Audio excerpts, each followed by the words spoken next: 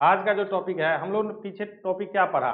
पिछला टॉपिक हमारे पास था क्या क्या कि सबसे पहले कि आप यदि दो चर वाले रैखिक समीकरण है, युग्म है, जोड़ा है, तो सबसे पहले ये जांच करना है कि इसका ग्राफ किस प्रकार का बनेगा। हम लोग यही पढ़े हैं पहला कि प्रतिच्छेदी बनेगा, समांतर बनेगा या संपाती बनेगा। हम लोग इतना पढ़ चुके हैं। उसके बाद हम लोगों ने क्या किया कि ठीक है कि समांतर, संपाती और प्रतिच्छेदी बन रहा है, तो फिर हमने क्या किया, उसका एक चर में भी ग्राफ बनाया और दो चर वाले रैखिक समीकरण युग्म का भी ग्राफ बनाया। ये हम लोग ने सीख लिया। आज जो हम लोग है, ये तीसरा जो पॉइंट है आपका इस चैप्टर का, वो कहता है कि दो चर वाले रैखिक समीकरण युग्म को हल करने की विधि। हल करने की विधि का मतलब क्या है कि आपके पास जो दो गो समीकरण दिया है, उन दो समीकरण में दो चर राशि उपस्थित है, या तो एक्स रहता है, वाई रहता है, यू रहता है, भी रहता है, कुछ भी रह सकता है। तो उनका मान हम कैसे ज्ञात करेंगे? तो उनका मान निकालने के लिए हम लोग विभिन्न क्या करते हैं, विधि का उपयोग करके मान को क्या करते हैं, ज्ञात करते हैं। तो वो कौन कौन सा विधि है? तो पहला क्या, तुलनात्मक, गलत लिखा गया है, हाँ, तो तुलनात्मक विधि, ठीक है ना। इसको इंग्लिश में क्या कहता है, कंपेरिजन मेथड। दूसरा है प्रतिस्थापन यानी बाय सब्स्टिट्यूशन मेथड। तीसरा है विलोपन या लुप्तीकरण यानी बाय एलिमिनेशन मेथड। और चौथा क्या है, वज्र गुणन विधि, बाय क्रॉस मल्टीप्लिकेशन मेथड। अभी क्या होता है, देखो तुलनात्मक विधि जो है ना, हमारे पास दो समीकरण दिया रहता है। हमारे पास कितना समीकरण दिया रहता है? दो समीकरण। अब उन दो समीकरण को आपस में क्या करेंगे, तुलना करेंगे। जैसे तुम लोग देखता होगा कि घर के अगल बगल में कभी झगड़ा होता है ना, तो क्या कहता है, अरे तोरा से कोनो कमजोर छिए हम, क्या कहता है, वो क्या करने लगता है, तुलना करे, तोरा से कथी में कम छियो हम, कहता है कि नहीं कहता है? हाँ? तो यहीं पर यहाँ भी वही चीज करना है। कहता कि यहां भी वही काम करना है, ठीक है ना, कि आपस में क्या करो, तुलना करो। प्रतिस्थापन, प्रतिस्थापन का मतलब क्या होता है? देखो, यदि इस सेंटेंस से केवल यदि आप समझ जाइएगा तो आप क्वेश्चन बना लीजिएगा। इतना बात दिमाग में बैठा लीजिए, याद करने की जरूरत नहीं है। हम लिखाएंगे कि कैसे कैसे किया जाता है, क्योंकि हम जितना भी थ्योरी पढ़ाते हैं तो सबका क्या करते हैं, शब्द में लिख देते हैं ना। ऐसे तो बताने के लिए सीधे बता देंगे, लेकिन शब्द में इसको कैसे करेंगे, यदि वो काम कर करके यदि आप क्वेश्चन को बनाएगा तो आसान हो जाएगा बनाने में। तो नाम है पहला क्या, तुलनात्मक। तो समझ गए तुलनात्मक? हाँ, तू एगो निकालेगा तो चार गो निकालेगा, ऐसा भी झगड़ा होता है। एगो लाठी तो उधर से चार गो लाठी निकलता है। तो तुलना किया जाता है कि तुमसे हम क्या चीज में क्या है, कम है। अर्थात मतलब क्या कि जितना तुम है उतना ही, यानी क्या, दोनों क्या किया जाता है, वहां पर बराबर अपने आप को क्या करता है, मानता है। तो वो बराबर कैसे लाएंगे वो सीखेंगे हम लोग। दूसरा है प्रतिस्थापन। प्रतिस्थापन का मतलब क्या कि एगो को हटा दो, दूसरे को उस स्थान पर बैठा दो। एग्जाम में कि कहीं भी होता है, क्लास में भी होता है। यदि बढ़िया आजकल मिल रहा है सहेली से बात, तो सट सट के बैठेंगे। हाँ, कनियो सा कुछ भेलो, हट थोड़ा जगह नहीं बैठो, तुरंत सीट चेंज हो जाता है। मतलब क्या, अपने स्थान को क्या कर देता है, बदल देता है। उसी को क्या कहा जाता है, प्रतिस्थापन। और ये केमिस्ट्री में भी पढ़ना है, प्रतिस्थापन विधि केमिस्ट्री में भी पढ़ना है। वहां पर भी क्या किया जाता है, तत्व अपने से कम क्रियाशील धातु को क्या कर देता है, प्रतिस्थापित कर देता है, यानी हटा करके उसके जगह पर अपना रख लेता है, ठीक है ना। तो विस्थापन बोलो या उसको प्रतिस्थापन बोलो, दोनों का मीनिंग क्या होता है, सेम है।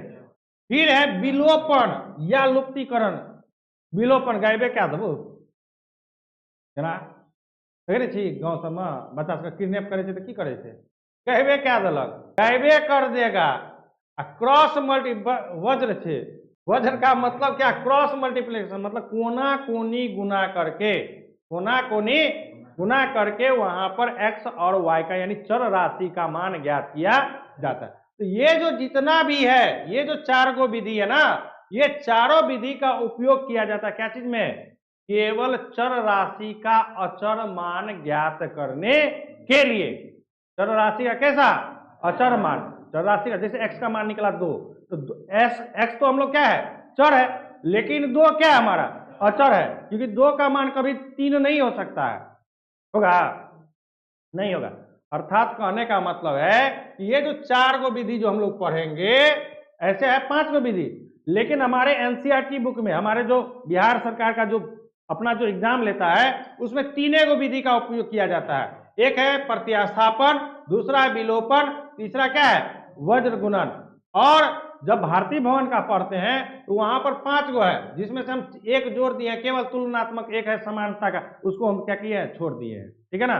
तो 4 गो यदि ये विधि हम पढ़ लेते हैं, 5वां का सेम टू सेम है, उसमें कोई दिक्कत वाली बात नहीं है। तो ये 4 विधि आपको समझना है, ये 4 विधि समझ करके ही आप चर राशि का अचर मान क्या कर सकते हैं, ज्ञात कर सकते हैं, अर्थात समीकरण को हल करके अचर मान ज्ञात कर सकते हैं।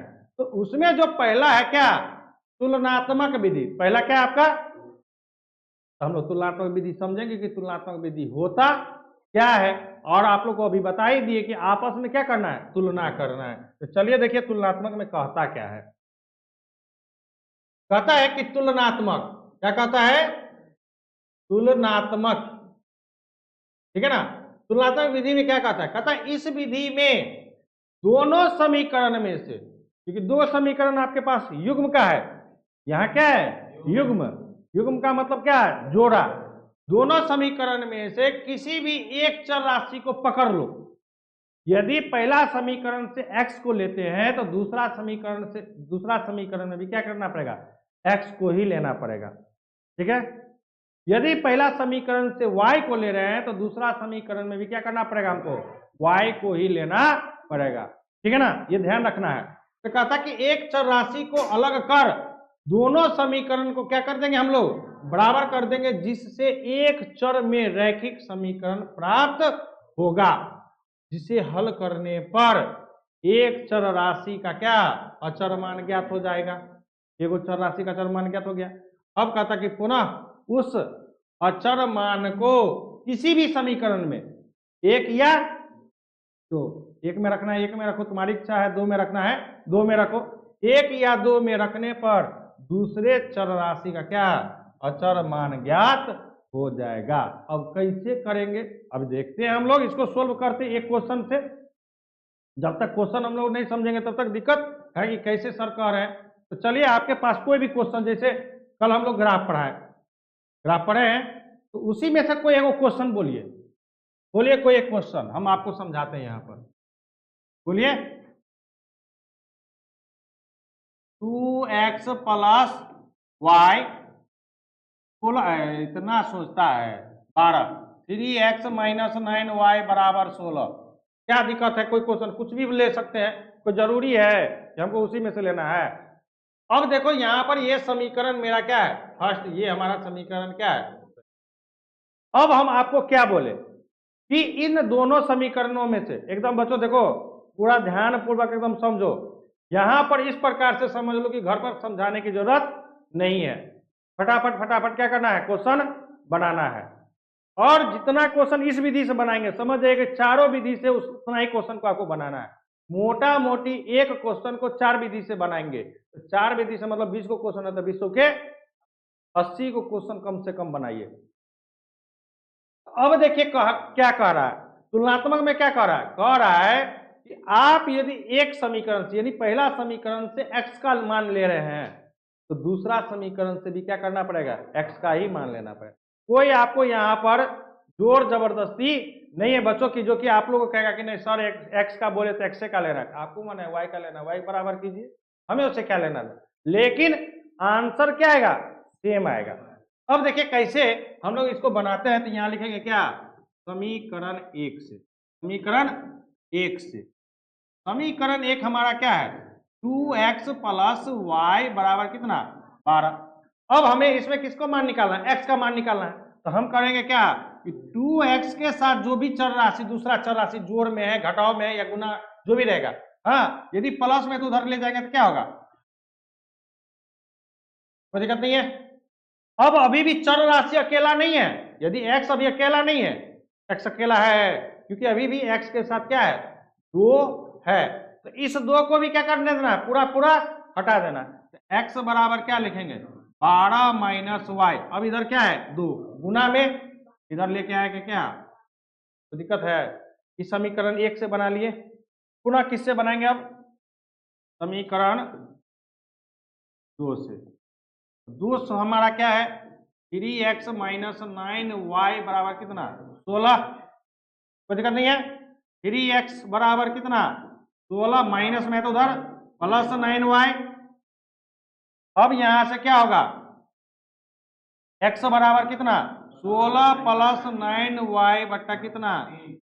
अब देखो इसमें भी अकेला x, इसमें भी अकेला, ये दोनों आपस में क्या है बराबर है ना, ये भी x है ये भी क्या है बराबर है। तो मान लेते हैं इसको समीकरण हम लोग क्या मान लेते हैं 3, और इसको समीकरण मान लेते हैं कितना 4, कोई दिक्कत नहीं है। अब यहां पर क्या लिखेंगे, समीकरण 3 और किससे 4 से। जब ये दोनों आपस में क्या है बराबर है तो ऑटोमेटिक है कि इधर वाला भी क्या होगा आपस में बराबर होगा। तो इधर वाला क्या है लिखेंगे 12 माइनस वाई बटा कितना 2 बराबर कितना 16 प्लस 9y बटा कितना। यहां तक किसी को समझ में आ रहा है ना, समझ में आ रहा है ना, समझिएगा इसको। अब देखिए अब क्या हुआ, ये दोनों आपस में जब बराबर हो गया तो इधर भी क्या हो गया दोनों बराबर हो गया। अब यहां पर क्या करेंगे, यहां पर क्रॉस मल्टीप्लीकेशन करेंगे। यहां क्या लिखेंगे क्रॉस क्या मल्टीप्लीकेशन, क्रॉस मल्टीप्लीकेशन मतलब क्या, इसको यदि हिंदी में लिखेंगे तो क्या लिखेंगे कोना कोनी, कोना कोनी क्या गुना, कोना कोनी क्या लिखेंगे कौन लिखा गया, कोना कोनी क्या गुना, कोई दिक्कत नहीं है। मतलब क्या अब इस 3 से क्या करेंगे 12 माइनस वाई को गुना करेंगे, बीच में बराबर है तो बराबर, और 2 से किसमें 16 प्लस 9y में हम लोग क्या करेंगे गुना करेंगे। अब देखिए गुना कीजिए 12 तिया कितना 36 माइनस 3 गुना y 3y बराबर 16 दुना 32 प्लस 9 दुना। देखो तो बाबू इसमें क्या है आप लोग को एक चर में आ गया कि नहीं आ गया, यहां भी y है यहां भी ई अचर है तो अचर के साथ रहेगा, एक चर में आ गया कि नहीं, पहले था 2 चर में x और अब क्या आ गया एक चर में आ गया ना, वही ना पहला बोला थ्योरी में क्या पढ़ा कि यदि आपके पास 2 समीकरण है उन दोनों समीकरण में से किसी भी एक चर राशि को यदि आप अलग करके दोनों को यदि बराबर करते हैं तो वहां से आपको क्या आ जाएगा एक चर में समीकरण प्राप्त होगा, जिसे हल करने पर अब इसको हल करेंगे, जिसे हल करने पर अब इसको हल करेंगे तो कैसे हल करेंगे, तो देखिए y वाला एक तरफ ले आइए अचर को, इधर -3y प्लस वाई साहब तो इधर -18y, इधर 32, इधर 36 प्लस में तो उधर। अब देखिए ये भी घटाओ, ये भी कर्जे वाला है, ये भी कर्ज खौका है, दोनों तो कर्जे ना है, माइनस माइनस क्या आ जाएगा माइनस से होगा, 18 3 कितना 21y बराबर, इधर देखिए कर्जा वाला ज्यादा है आमदनी वाला क्या है कम, यानी 36 में से 32 घटाएंगे कितना -4, y बराबर कितना -4 बटा कितना -1, माइनस माइनस कट गया, y बराबर कितना एक चर राशि का अचर मान आ गया। अब क्या बोला कि इस मान को लेकर, इस मान को किसी भी समीकरण में एक में रखना, एक में रखो, 2 में रखना है 2 में रखो, अभी y का मान निकला है ना, तो y का मान यदि समीकरण 1 में रखेंगे तो हमारा क्या किसका मान निकलेगा, तब x का मान निकलेगा, एक का रखेंगे तो दूसरे का, तो लिखते हैं यहां पर लिखेंगे क्या y का मान यहां पर समीकरण 1 में रखने पर, समीकरण 1 आपका क्या है तो लिखिए यहां पर 2x प्लस वाई बराबर कितना 12, तो 2x हमको तो y की जगह रखना है ना, तो y तो अकेले है, यदि यहाँ कोई संख्या रहता तो संख्या भी लिखते, तो y अकेले है तो y की जगह पे कितना 4 बटा कितना 21 बराबर कितना 12। अब देखिए फिर ये अचर है, ये भी क्या है अचर को एक तरफ, यहां से बच गया कितना 2x बराबर 12, इधर प्लस है तो उधर 4 बटा कितना।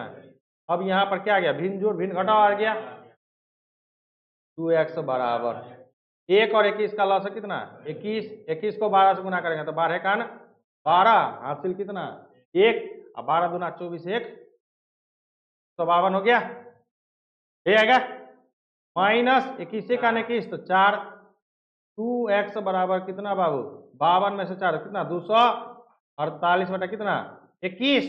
अभी भी x का मान नहीं निकला है क्योंकि x के साथ 2 है, तो x बराबर क्या लिखेंगे, इधर भागा में तो इधर, सॉरी इधर गुना में तो इधर भागा में, 248 बटा कितना 21 गुना कितना 2 से कट रहा है ना, और कट रहा है 3 से भी कट रहा है, नहीं कट रहा है, नहीं कट रहा है, 124 बटा कितना, यही क्या है आपका आंसर। इस प्रकार से आपको क्या करेगा, क्वेश्चन बनाने के लिए प्रश्न में दिया जाएगा कि क्वेश्चन दे दिया जाएगा और कहेगा क्या कि तुलनात्मक विधि द्वारा हल करें, तुलनात्मक विधि द्वारा हल करें। तो जिस विधि द्वारा कहेगा उसी विधि का उपयोग करेंगे, और जब कोई विधि नहीं दिया रहेगा तो बताएंगे आगे कि कौन सा विधि का उपयोग करना है। जब आपको क्वेश्चन में दे दिया जाएगा कि इसी विधि के द्वारा क्या करना है, हल करना है, तो बच्चों आपको उसी विधि द्वारा क्या करना पड़ेगा, हल करना पड़ेगा। यदि कोई विधि नहीं दिया है, आगे पढ़ाएंगे कि कौन सा विधि क्या करना है, हमको उपयोग करना है। कोई दिक्कत है इसमें नहीं ना।